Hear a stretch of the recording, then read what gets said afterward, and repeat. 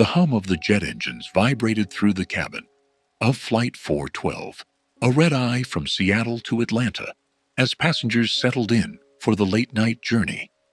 It was March 29th, 2025, and the air was thick with the usual pre-flight shuffle, overhead bins clacking shut, murmurs of small talk, and the faint rustle of boarding passes. Marcus Evans, a 40-year-old man with a quiet dignity, slid into his aisle seat 12C in economy class.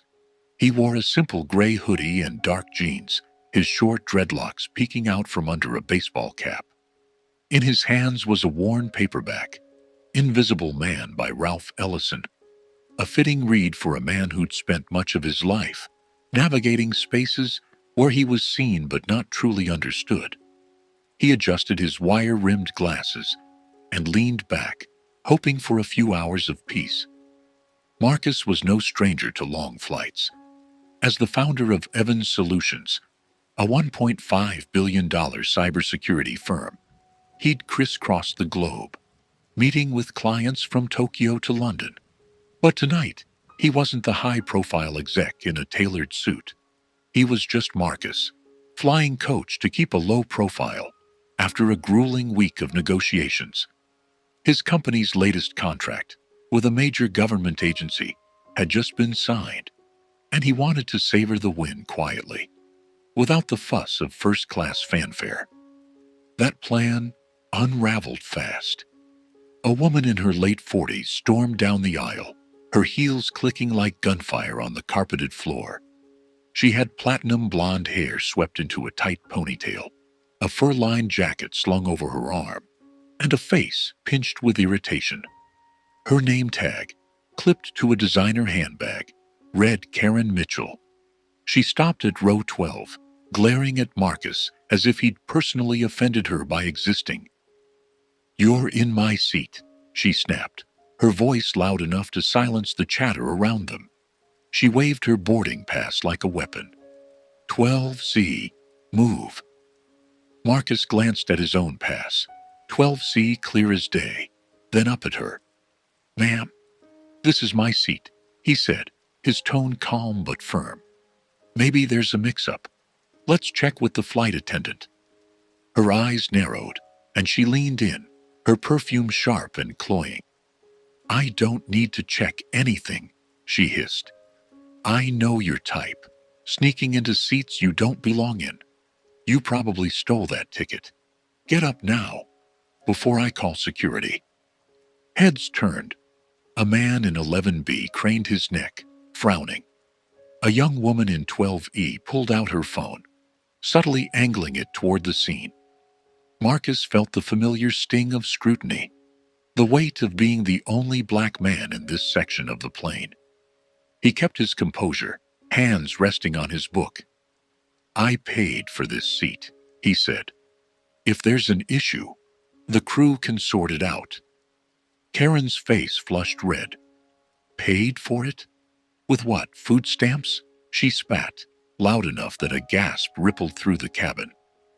"I've been flying this airline for 20 years, and I'm not sitting next to someone like you. You're a disgrace. Look at you, in that hoodie like some hoodlum."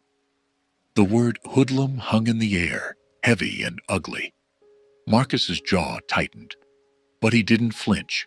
He'd heard worse, far worse, in his climb from a rough Seattle neighborhood to the top of the tech world. Before he could respond, a flight attendant, a woman in her 30s with a name tag reading Tasha, hurried over. "What's going on here?" she asked, her voice steady but her eyes sharp. "This man stole my seat," Karen barked, jabbing a finger at Marcus. "Check his ticket. I don't feel safe with him here. He's probably dangerous." Tasha raised a hand, signaling calm. "Sir, may I see your boarding pass?" Marcus handed it over, his gaze locked on Karen. Tasha glanced at it, then at Karen's pass. "Ma'am, your seat is 12D, right next to him. His ticket's valid for 12C." Karen's mouth twisted. "This is ridiculous. I'm not sitting next to him. Do you know who I am?" My husband's a lawyer. He'll sue this airline into the ground. Move him." The cabin buzzed with tension. The young woman in 12E was now openly recording, whispering to her neighbor. Tasha hesitated, then said, "Ma'am, I can't force anyone to move from their assigned seat unless there's a safety issue. Please sit down. We're about to take off." "Safety issue?" Karen shrieked. "He's the safety issue. Look at him. Probably carries a knife in that bag." That was the line. Marcus stood, his 6-foot frame unfolding with a quiet power that silenced the cabin. He didn't raise his voice, didn't clench his fists, just stood, his presence commanding. "Enough," he said, his baritone cutting through her tirade. "I'm Marcus Evans, founder and CEO of Evans Solutions. I've got a net worth of over $1 billion, and I don't need to steal seats or anything else. Here's my card." He pulled a matte black card from his wallet and flicked it onto her tray table. "Google me if you want. I'm done with this." The card landed with a soft thud. Marcus Evans, CEO, Evans Solutions. Karen froze, her eyes darting to it, then back to him. The woman in 12E gasped. "Wait, the Marcus Evans? The cybersecurity guy?" She tapped her phone, pulling up a headline. "Tech mogul Marcus Evans secures $500 million government deal." Whispers exploded around them. "No way," muttered the man in 11B. "I read about him in Wired," said a guy in 13A. Tasha's lips twitched into a faint smile. "Ma'am, please take your seat. We're delaying the flight."